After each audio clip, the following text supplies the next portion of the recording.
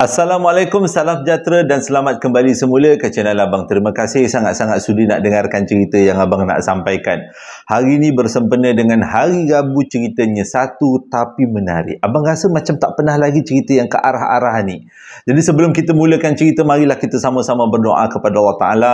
Semoga dipanjangkan umur, dimurahkan rezeki, diberikan kesihatan yang baik untuk kita semua, dipermudahkan segala urusan kita dunia dan di akhirat. Semoga Allah memberikan syurga buat mak ayah kita, memberikan keamanan untuk kita satu dunia, juga memberikan umur yang diberkati. Pada yang dengar cerita Abang, kalau ada dalam keadaan tak sihat, kita doakan semoga cepat sembuh seperti sedia kala, dan semoga kita semua sentiasa dijauhi daripada sihir dan hasad dengki. Dan tanpa membuang masa lagi, Abang akan sampaikan satu pengalaman luar biasa yang dihantarkan kepada Abang melalui email oleh seseorang yang bernama Har. Abang mulakan dengan A'udzubillahiminasyaitanirrajim. Bismillahirrahmanirrahim. Allahumma salli ala Sayyidina Muhammad wa ala ali Sayyidina Muhammad. Semoga kita semua dapat syafaat daripada Rasulullah di akhirat nanti. Amin.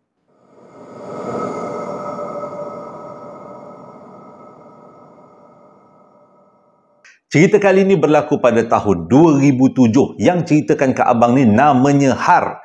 Dia pada waktu tu, dia tu sebenarnya baru habis belajar. Jadi pada waktu tu nak dapat kerja memang susah. Banyak interview pergi tapi tak tentu lagi kita boleh dapat kerja. Nak pula pada waktu tu dia dah ada makwa. Jadi makwa dah bertanya bila nak mengikat tunang. Jadi nak tak nak, walaupun tak dapat lagi kerja tetap, dia perlu cari duit. Dia nak rasa bertanggungjawab lah, dia kata pada makwa dia. Tak naklah makwa dia pada waktu tu, makwa dia masih lagi belajar kat universiti. Tak naklah makwa dia minta duit dekat mak bapak lagi kan. Jadi dia sebagai seorang lelaki yang bertanggungjawab, dia kata nak bagilah duit sikit dekat makwa dia. Adalah nampak macam ciri-ciri seorang suami. Jadi cari punya kerja, Kerja-kerja biasa ni, macam kerja contohnya kerja 7E, tapi tak juga dapat. Agaknya berat dia punya jodoh kerja ni. Tiba-tiba satu hari tu dekat rumah, waktu tu dia duduk dengan rumah mak ayah dia. Ni kat Selangor sebenarnya cerita ni. Jadi dia duduk dengan rumah mak ayah dia, tiba-tiba, tak adalah tiba-tiba, satu hari tu, satu petang, abang sepupu dia datang dengan bininya. Abang sepupu ni pula, dia ada syarikat untuk punggah-punggah barang. Kalau syarikat tu kat Kuala Lumpur, dekat Selangor, antara syarikat yang majulah memunggah-munggah barang. Jadi abang sepupu dia tanyalah, kau ni sementara tak ada kerja ni, mainlah kerja dengan abang lah. Sebabnya abang dia ni memang ada banyak pekerja, tapi kebanyakan daripada kerjanya bukanlah daripada orang Malaysia, ada daripada Indonesia, ada daripada Bangladesh dan juga daripada Pakistan.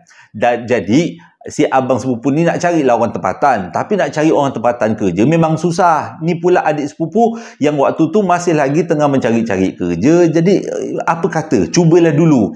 Jadi dia pun tanyalah dengan abang sepupu dia, kalau sekali punggah ni dapat berapa bang? Oh, sekali punggah abang bagi RM180 kata. Itu sekali punggah, tapi harganya samalah dengan pekerja-pekerja lain. Ada yang pekerja harganya mahal sikit sebab dah lama dengan abang. Dia kata, janganlah kau cemburu. Dia kata, tak ada masalah bang.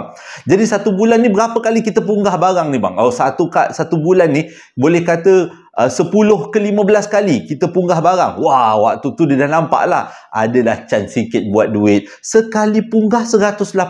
Berapa kali makan tu kan? Memang berduit lah. Okey, dia cakap dengan abang sepupu dia, dia terima. Har tu cakap, dia terima bang. Okey, dia pun ikut. Jadi mulalah dia bekerja dengan abang sepupu dia.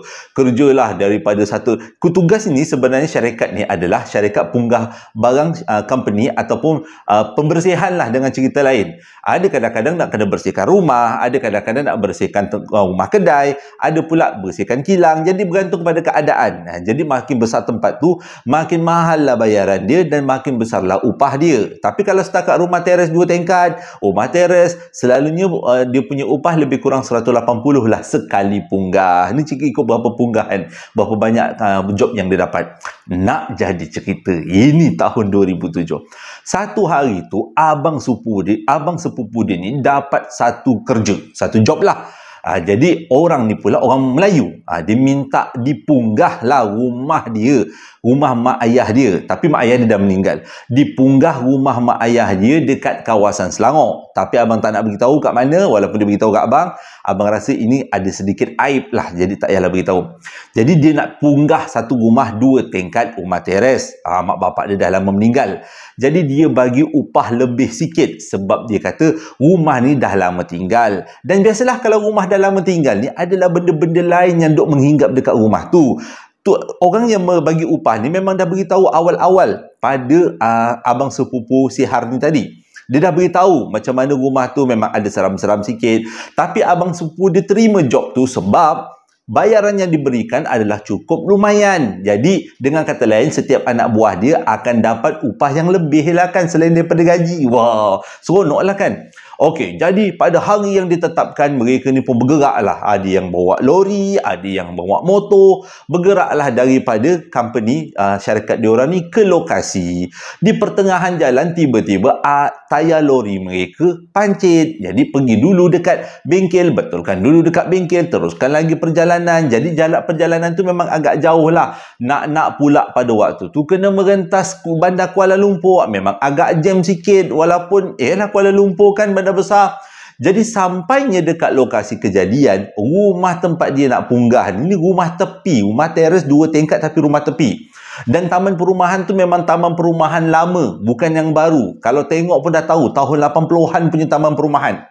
Jadi bila sampai dekat situ maghrib, bila dah maghrib ni, abang sepupu ni pun cakaplah dengan semua ni yang beragama Islam, jomlah dulu kita semayang dekat surau. Lepas semayang kat surau, lepas tu kita makan dulu, lepas makan barulah kita punggah. Jadi dungdang-dungdang, dipendekkan cerita, mereka start memunggah barang pukul 9 malam. Bila sampai dekat rumah tu, si abang sepupu ni buka pintu rumah. Lepas tu memang ada hawa-hawa yang tak sedap dekat rumah tu. Memang dah diberitahu awal-awal. Jadi pada waktu tu Har kata dia rasa memang tak sedap dan agak takut juga sebab dia tak pernah lagi dapat warning daripada orang yang memberi upah bahawa tempat yang mereka akan kerjakan ni adalah tempat-tempat yang menakutkan. Jadi si abang sepupu ni, dia dulu yang masuk rumah. Lepas tu dia nyalakan semua lampu-lampu. Rumah tingkat atas, tingkat bawah mula nyalakan lampu. Selepas tu cara diorang adalah diorang akan punggah semua barang, kumpulkan barang-barang tu dekat satu tempat, dan selepas tu naikkan barang-barang tu ke atas lori. Jadi pada waktu tu rumah 2 tingkat, barangnya tak berapa nak banyak. Banyak barang-barang besar tapi masih lagi boleh. Dengan kata lain, kalau tengok daripada keadaan rumah, tengok daripada keadaan perabot tu, 3 jam solid habis. Start daripada pukul 9, 11, 12, pukul 1 show habisnya. Memang boleh balik. Lepas tu boleh berehat. Okey, ini pada waktu ni. Mula ceritanya. Tengah-tengah dia orang punggah-punggah barang ni, angkat-angkat barang, kemas-kemas ni, kata Har ni. Tiba-tiba dengar macam ada orang berbisik dekat kawasan dapur. Mula-mulanya Har dengar, memang dengar, dia tengah buat kerja dengar. Tiba-tiba 2 orang pekerja Indonesia lari daripada dapur ke ruang tamu. Jadi diorang ni semua tanya, kenapa pula kau berlari? Dia kata ada orang berbisik-bisik dekat dalam dapur. Dia kata padahal pada waktu tu dekat dapur mereka hanya ada berdua, tapi rasa macam ada 4-5 orang yang ada dekat dapur. Wah, takutlah si 2 pekerja Indonesia ni tadi. Jadi Har ni buatlah lawak. Bang, dia kata, abang kan orang Indonesia bang, banyak ilmu bang, bacalah bang. Dia kata, itu kasih tunjuk power lah bang. Kau ingat apa? Aku nak ingat aku ada ilmu yang boleh terbang-terbang. Dia kata, ini ilmu yang pelik-pelik ni, tak adalah aku ilmu-ilmu yang boleh melawan yang gini ya. Gelak-gelak lah dia orang. Jadi adalah 5-6 orang ni pergilah ke dapur nak jadi saksi lah, betul ke memang ada orang berbisik-bisik. Tapi bila Har pergi dapur tu berserta dengan pekerja-pekerja lain, tak ada pun orang berbisik. Tapi 2 orang pekerja Indonesia ni tadi betul-betul cakap memang ada orang berbisik. Jadi disebabkan tu pekerja yang menguruskan kawasan dapur ditambah daripada 2 orang kepada 3 orang. Ada bahagian dapur ni diorang selesaikan tingkat yang pertama dulu, tingkat yang kedua belum lagi. Jadi ada yang bahagian dapur, ada yang bahagian luar, ada yang bahagian ruang makan, ruang bilik bawah, ada juga ruang tamu. Jadi dia mengemas-ngemas. Tiba-tiba budak yang 2 orang tadi tu yang bekerja, 3 orang yang bekerja dekat kawasan dapur berlari semula ke depan. Jadi dia tanya, kenapa pula kali ni? Bunyi berbisik ke? Tidak bang, bukan bunyi berbisik bang. Kali ni dia cuit bang pinggang saya. Saya tengah nak angkat barang, tiba-tiba dicuitnya bang. Terkejut saya bang. Saya ingat kawan saya cuit. Dia kata, kawan ni tak ada kerja, aku nak cuit pinggang kau. Kita dah penat-penat kerja, kita nak cepat habis. Dia cuit bang pinggang saya bang. Saya terkejut. Saya okey lagi bang. Tiba-tiba dia pegang pinggang saya bang. 2 belah tangan menggigil saya bang. Dah berlari dia orang bertiga ke ruang tamu.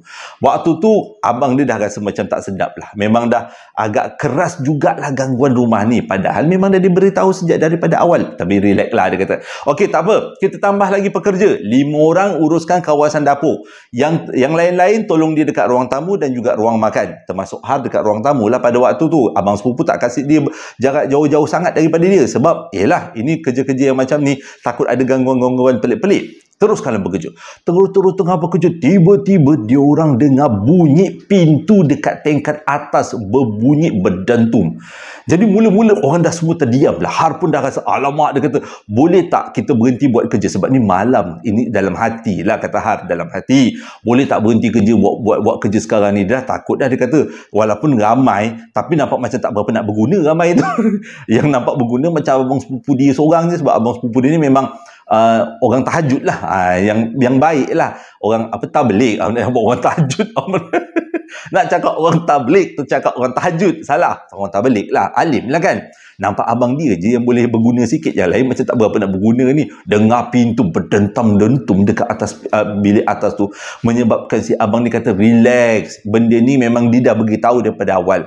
Gangguan-gangguan disebabkan rumah lama ni, relax, jangan beragama Islam ni, baca ayatul kursi sambil-sambil kita ngangkat barang. Yang mana bukan beragama Islam, korang bacalah apa-apa yang patut, yang bersesuaian dengan agama korang. Kita teruskan kerja, pukul 1 kita cabut. Dia kata, okey, semua pun terus bekerja. Jadi berdentumnya pintu dekat tingkat atas tu memang agak kuat lah, yang menyebabkan mereka ni waktu mengangkat barang tetap juga rasa terganggu. Jadi kawasan dapur akhirnya siap dikemaskan, semua dah kosong lah, semua dah dibawa ke depan. Okey, dah dibawa ke luar daripada rumah. Okey, jadi dekat dapur dah tak ada siapa-siapa. Diorang ni masih lagi kerjakan perabot-perabot yang ada di kawasan ruang tamu. Banyaklah perabot-perabotnya, meja makan, perabot yang letak pat pinggan tu. Sebabnya, keadaan rumah tu, kata Har, waktu dia masuk rumah tu memang pelik, sebabnya barang-barang ada dekat dalam rumah tu semuanya tak diusik. Macam orang yang meninggal terus dikeluar daripada rumah. Macam tinggal bontang macam tu je. Jadi dia kata memang pelik lah. Banyaklah benda-benda kecil, pinggan kehiasan-hiasan yang terpaksa dia masukkan dekat dalam bakul supaya nak mengemaskan benda tu, supaya almari tu boleh diangkat. Sedang mereka mengemas kawasan ruang tamu, tiba-tiba diorang dengar sesuatu daripada bilik air belakang. Macam ada orang guna bilik air. Pada waktu tu mereka ingatkan salah seorang daripada pekerja itu yang guna bilik air. Tiba-tiba ada yang cakap, weh, kita kat sini semua dekat ruang tamu kan, siapa yang ada dekat dalam bilik air? Pada waktu tu Har pun baru terfikir, baru dia bangun, dia tengok, dia kira betul. Abang sepupu dia pun dah kira seorang, memang betul, semua pekerja ada dekat sini, 10 orang ada dekat sini. Siapa pula yang ada dekat bilik air belakang? Jadi abang sepupu dia mintalah 2 orang lagi pekerja untuk pergi tengok bilik air. Kot-kot lah, ada pipe terbuka ke apa, memang dengar bunyi macam ada orang guna bilik air tu bunyi gayung berlaga dengan air, bunyi macam orang kecepur air, macam orang guna bilik air. Jadi dimintalah 2 orang lagi pekerja tu pergi tengok apa yang berlaku kat belakang. Tapi 2 pekerja tu jadi ketakutan, dia tak yakin lah untuk pergi ke dapur. Akhirnya si abang sepupu ni lah yang pergi ke kawasan dapur, ke kawasan bilik air belakang, nak tengok apa yang berlaku. Jadi bila sampai dekat bilik air belakang, tak ada apa-apa yang berlaku, kata Har. Memang abang dia dah tengok bilik air tu kering, tak ada tanda-tanda macam ada orang guna. Wah, dia kata ini gangguan lain macam, kita betul-betul kena ganggu. Jadi adalah salah seorang pekerja tu cakap, jangan-jangan cik, dia tak kasih kot kita pindahkan barang-barang daripada rumah dia, dia kata. Jangan-jangan itu kot sebabnya dia buat gangguan-gangguan macam ni. Jadi si abang sepupu cakap, jangan fikir-fikirkan, memang tugas kita untuk bawa barang-barang ni keluar. Jadi diorang pun teruslah bekerja. Tengah-tengah diorang bekerja ni, habis tingkat pertama, dah hampir licin. Sekarang ni akan nak pergi ke tingkat yang kedua. Dah hampir licin ni, dah habis semua. Tiba-tiba diorang dengar bunyi orang bunyi orang berlari di tingkat atas. Dan bunyi itu bukan satu tapak kaki, banyak. Padahal semua pekerja ada dekat bawah. Jadi pada waktu tu semua orang dah pandang kiri, pandang kanan, pandang satu sama lain. Ini adalah pertama kali mengikut kata mereka diganggu sebegini teruk. Padahal sebelum ni mereka pernah memunggah satu kilang yang katanya kilang tu menakutkan, tapi gangguannya setakat bunyi-bunyi, benda-benda sikit je lah. Ini orang berlari, bunyi bisikan dekat bilik air, bunyi orang guna bilik air. Jadi betul-betul menakutkan. Sekarang ni bunyi tapak kaki tu bukan berhenti tau. Macam berlari dekat atas tingkat 2 yang menyebabkan semua pekerja dah takut. Jadi siapa yang boleh ambil tindakan? Si abang sepupu lah yang naik sebab dia yang paling alim. Takkan nak suruh orang lain. Mau dibaca menteranya lain macam. Okey. Jadi pada waktu tu abang sepupu nak naik ke tingkat atas ni tadi diekori oleh semua pekerja-pekerja. Tak ada orang pun yang nak tinggal dekat tingkat yang pertama. Termasuk Har ni tadi. Mengekorlah dia orang abang sepupu ni tadi naik tangga ke tingkat kedua. Jadi dia orang pun tengoklah daripada satu bilik ke satu bilik. Bila dia orang pergi ke bilik utama, mereka semua terkejut sebabnya ada gula-gula di atas katil. Gula-gula siapa pula tu? Bukan maksudnya sejenis makhluk tu lah kan. Tak boleh nak sebut dah dekat kedua ni. Ada gula-gula atas katil. Jadi pada waktu tu semua diam. Ketakutan lah. Kecoh lah depan pintu bilik utama ni tadi. Tapi abang sepupu ni cakap apa? Relax. Benda ni sebenarnya bantal je. Tak nampak pun macam makhluk tu. Tapi kata Har, dengan kepala mata dia sendiri, dia nampak benda tu memang tak nampak pun langsung macam bantal. Itu memang betul-betul macam gula-gula yang dibaringkan. Macam baru orang nak ke bumi lah. Baring dekat atas tilam. Jadi si abang ni tadi baca bismillah, dia baca a'udzubillah, dah tahu dia baca bismillah, dia terus pergi ke arah gula-gula tu, dia terus selak dia punya kain yang menutup gula-gula tu, dia selak. Memang betul rupanya bantal. Dalam tu ada bantal yang dibalut dalam bentuk gula-gula. Jadi abang dia cakap mungkinlah ada di antara kita ni yang pelik ni, yang ada di antara orang yang sebelum ni sengaja letakkan benda tu untuk menakut-nakutkan orang lain. Jadi abang tu macam mana bubarkanlah bantal tu supaya tak nampak seperti gula-gula lagi. Jadi disebabkan keadaan semua orang dah kalang kabut, dah agak takut, yang si abang ni kata apa? Okey, kita relax dulu dekat tingkat 1. Kita minum-minum dulu. Kita minta lah ada antara pekerja kita yang pergi beli kopi, adalah kuih sikit sementara nak tunggu pukul 1 ni tadi. Kita relax dulu dekat bawah. Jadi, diorang pun ramai-ramai turun bawah semula sebab ada tingkat atas lagi. Ini nak settlekan tingkat atas lepas tu habislah kan. Jadi diorang semua tunggu dekat tingkat bawah. Bila tunggu dekat tingkat bawah tu, disuruhlah 2 orang pekerja ni pergi beli air. Sebab dah kepenatan semua orang ni. Air kopi ke apa-apalah yang boleh dibuat makanan-makanan sambil-sambil tu. Sementara nak menambah tenaga. Nak nyambung kerja ni tadi.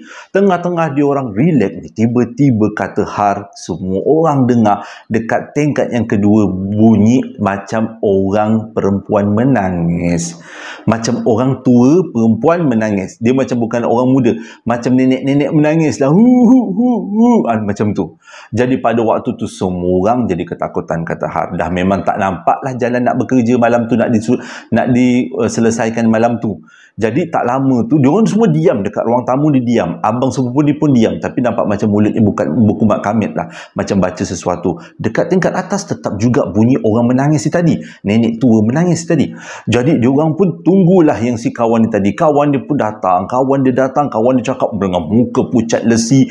Kawan dia pun cakap, pergilah bos, pergi jumpa dengan abang sepupu. Bos, kita ni dah kena prank bos. Dah kenapa pula dia kata kena prank? Ada masalah apa ni kata? Cuma tengok jam bos. Masing-masing tengok jam. Punyalah dia orang terkejut. Rupanya jam menunjukkan dekat pukul 4. Dia orang hanya menyelesaikan tingkat 1 yang tak berapa nak besar, yang tak berapa nak banyak perabot, tapi memakan masa dekat 7 jam untuk menyelesaikan hanya tingkat 1.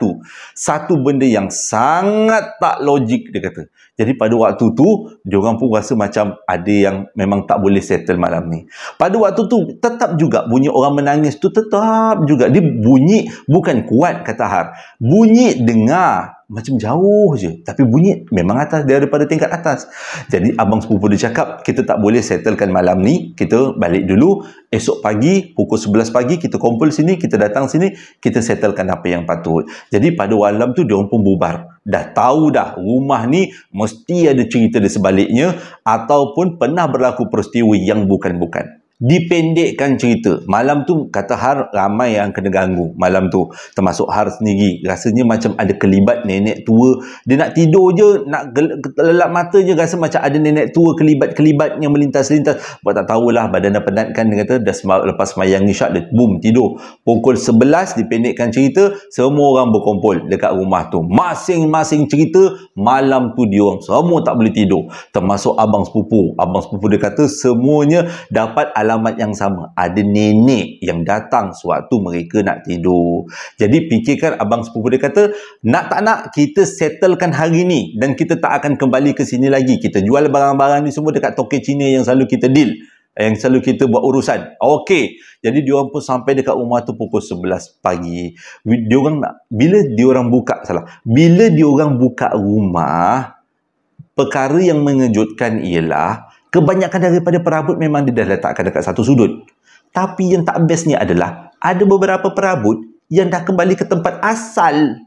Antaranya adalah almari besar yang waktu diorang angkat tu macam nak patah pinggang kata Har. Dah kembali ke tempat asal. Siapa pula yang kembalikan? Setan yang ada dekat dalam tu. Itu mesti belaan dia tu. Entah apa almari tu telah dijampinya, semua jadi takut. Semua jadi rasa macam tak keruan lah. Jadi si abang sepupu ni tadi pergi naik ke tingkat 2. Diikuti dengan yang lain-lain ni. Macam mungkin ada sesuatu kat tingkat kedua yang terjadi. Bila dia orang naik kat tingkat kedua, semua orang pun terkejut. Sebab dekat tingkat kedua masih lagi belum dikemaskan kan. Tapi dekat bilik utama, gula-gula tu kembali dalam wujud yang asal. Yang bantal asal. Siapa yang buat? Takkan ada budak-budak makpet pula yang buat gula-gula. Dan pada waktu tu si abang ni tak usik gula-gula tu seperti yang dia buat pada malam sebelumnya. Dia terus turun ke bawah, dia buat panggilan telefon. Yang lain-lain ni semua dah rasa macam dah tak tahu nak buat apa. Termasuklah Har. Dia kata pada waktu tu tak menyesal, tapi ini pengalaman baru untuk dia yang boleh diceritakan nanti. Dia kata kalau ada YouTuber nak ceritakan, dia akan ceritakan. Dia kata kena pula sampai kat abang kan. Okey. Jadi dia pun abang dia pun buatlah panggilan telefon. Bila buat panggilan telefon, rupanya abang dia panggil ustaz, kawan abang dia. Jadi ustaz dia pun sampailah. Ustaz muda naik motor sampai tak jauh sangat daripada kawasan perumahan tu. Lepas tu ustaz ni masuk. Ustaz ni kata, rumah ni keras ni. Dia kata dia tak nampak, tapi dia boleh rasa lah sebab dah biasa buat rukiah-rukiah kan. Macam rumah ni macam keras, macam belaan. Ada belaan yang tinggal dekat sini. Jadi dia kata kita buatlah hajat, buat solat hajat dan buatlah apa-apa ikhtiar yang perlu supaya proses memindahkan dapat berjalan dengan lancar. Jadi ustaz ni pun buat sembahyang sunat 2 rakaat. Lepas tu dia bacalah dekat dalam air dalam baldi, doa-doa rukiah. Lepas tu dia letaklah limau dekat air dalam baldi tu. Lepas tu dia siramlah dekat kawasan rumah tu. Lepas habis siram, barulah ustaz ni cakap, okey, dah boleh angkat barang, jangan risau, lepas ni kerja akan jadi lancar. Daripada pukul 11 patutnya 3 jam ataupun 2 jam. Ini tak sampai sejam, habis semua perabot dapat berjaya diangkat masuk kat dalam lori. Pelik dia kata. Okey, dah habis. Lebih kurang setengah jam, lebih sikit lah. Padahal barang banyak ni. Tapi akhirnya berjaya bawa masuk dalam lori dan akhirnya berjaya keluar daripada rumah tu. Okey, jadi ingatkan ceritanya habis kat situ kata Har. Rupanya tidak. Esoknya si abang ni dapat berita salah seorang daripada anak pekerja dia dirasuk. Jadi sebagai seorang bos ni, si abang sepupu ni pun pergilah dekat rumah pekerja ni tadi nak nanya kenapa anaknya kena rasuk. Ada kaitan, katanya ada kaitan dengan rumah tu gitu. Jadi bila sampai dekat rumah tu, dekat rumah pekerja dia, tanyalah dengan pekerja dia, macam mana boleh jadi macam tu. Rupanya pekerja dia ambil satu lampu tidur, tak besar pun, kecil je lampu tidurnya. Dia kata di rumah dia ni memang tak ada lampu tidur. Anak dia dah banyak kali suruh minta beli, tapi lampu tidur mahal, dia kata, di zaman tu kan dia kata. Jadi dia nampak lampu tidur tu dekat dalam satu bilik dekat tingkat 2, betul lah, kat tingkat 2, dan dia ambil, dia letak dalam bilik anak dia. Dia tak sangka lepas tu anak dia kerasukkan. Anak dia cakap dekat lampu tu ada nenek tua berdiri dekat atas lampu tu. Bajunya hitam, rambutnya putih panjang terbongkok-bongkok, duduk dekat atas lampu tu malam-malam. Itu yang anak dia kerasukkan. Mujurlah cepat ustaz dipanggil untuk dirukiahkan. Budak tu pun okey. Barang-barang tu kebanyakannya memang tak diambil tau. Walaupun dia orang punggah macam mana pun, memang syaratnya jangan ambil. Sebab takut-takut macam ni lah kan. Dan barang-barang tu dijual dengan token Cina supaya cepatlah benda-benda tu dihapuskan ke ataupun dijual semula ke. Okey. Selang 2-3 minggu selepas daripada kejadian tu, diorang ni dapat berita daripada token Cina yang selalu diorang buat urusan penjualan barang-barang terpakai. Token Cina tu marah betul dengan abang sepupu ni Har ni. Sebabnya apa? Sebabnya token Cina tu terpaksa keluarkan duit lebih untuk panggil Sami. Dia kata barang-barang yang dijual oleh Har, oleh abang sepupu Har pada waktu kejadian tu, yang diambil daripada rumah misteri tu, barang-barang tu semua berantu, ada penunggu, ada yang tak sedap lah dengan barang-barang tu. Jadi dia terpaksa upah, keluarkan duit lebih, panggil Sami, bukan Sami, panggil Tok Bomoh Cina, nak bagi halau hantu-hantu tu. Habislah babi, satu babi dikorbankan, babi panggang lah, korbankan untuk halau benda-benda tu. Syukurlah benda-benda tu berjaya dihalau. Jadi si token ni cakap, lain kali kalau nak jual dengan aku kata, jual yang elok-elok sikit, jangan yang ada penunggu-penunggu ni yang kau jual. Mana tahu, kata abang ni. Abang tak adalah, abang dia nak mengaku. Memang kita orang dah tahu daripada awal barang-barang ni memang ada penunggu, takkan nak mengaku kan. Jadi cakap, oh yelah nanti kami jual yang elok-elok, yang tak ada penunggu. Jadi barulah gangguan tu tak ada. Rumah tu sebenarnya siapa yang duduk? Dulu katanya ada sepasang suami isteri duduk rumah tu. Anaknya ramai. Pakcik ni dengan makcik ni pun okey je, tak ada masalah pun. Bukanlah jenis yang mengamalkan kurafat-kurafat. Cuma pernah dengar cerita pakcik tu di akhir hayat dia ni ada kelebihan mengumbat orang. Itu pun tahu berdasarkan daripada jiran kiri dengan kanan. Tapi waktu pakcik tu meninggal, tak adalah dia balik semula daripada kubur, tak, dia kata. Cuma pakcik tu pernahlah ada orang datang untuk dapatkan hikmat. Tapi jiran-jiran pun tak tahu yang pakcik tu boleh mengumbat. Tiba-tiba datanglah orang tanya dekat jiran, boleh saya cari dekat rumah Haji Manap, kata. Oh, Haji Manap sebelah ini, kata. Oh, kenapa cik cari Haji Manap? Oh, Haji Manap ni terkenal kak, dia kata, boleh mengubat-ngubat orang. Wah, bila masa pula Haji Manap ni boleh mengubat. Setahu aku, sepanjang aku duduk dengan dia, tak pandai pula aku tengok dia mengubat. Dengar-dengar cerita macam tu lah. Tak adalah saka-saka yang pelik-pelik. Tapi itulah kejadian nak jadi kan.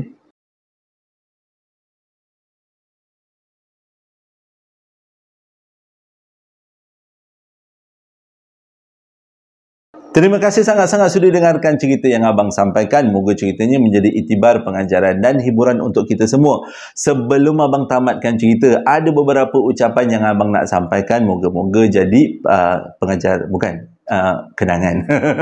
Ucapan yang pertama datangnya daripada Suhaila Abdul Samad. Dia mohon doa. Dia mohon doa daripada kita semua. Dia kata ayahnya Abdul Samad bin Awang yang sekarang ini ditahan di Ward Hospital HTAA Kuantan kerana ada tekanan darah tinggi dan ada pendarahan di kepala. Marilah kita sama-sama doakan semoga ayah kepada Suhaila Abdul Samad, iaitu Encik Abdul Samad bin Awang, cepat sembuh seperti sedia kala.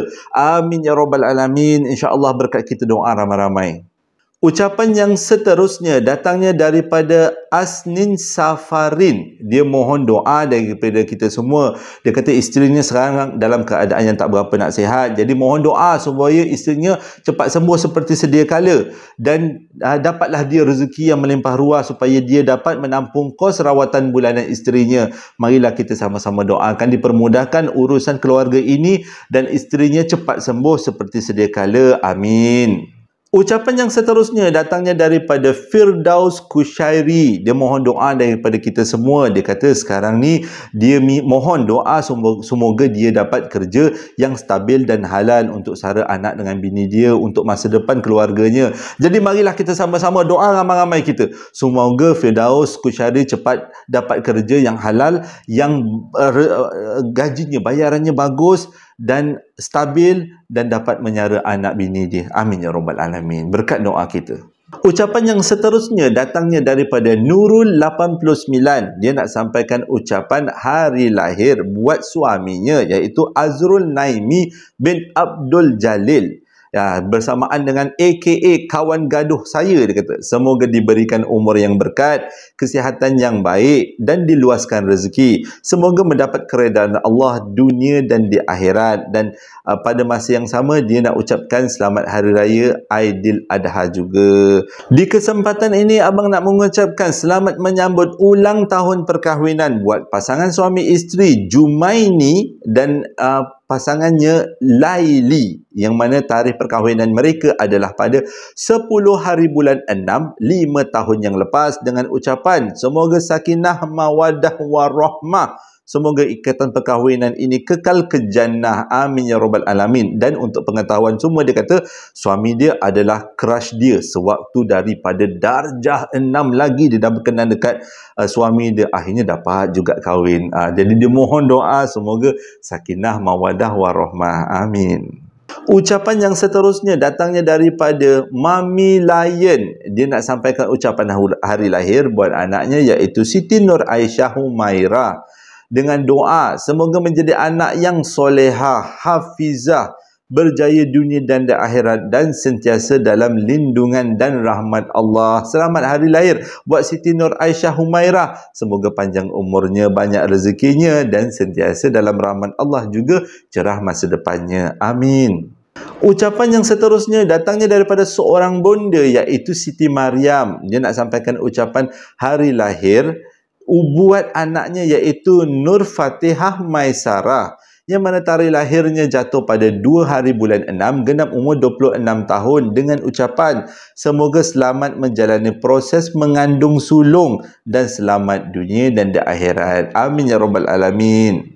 Terima kasih sangat-sangat sudah dengarkan cerita yang abang sampaikan. Moga ceritanya menjadi iktibar, pengajaran dan hiburan untuk kita semua. Hingga berjumpa lagi dalam hari yang akan datang. Assalamualaikum warahmatullahi wabarakatuh.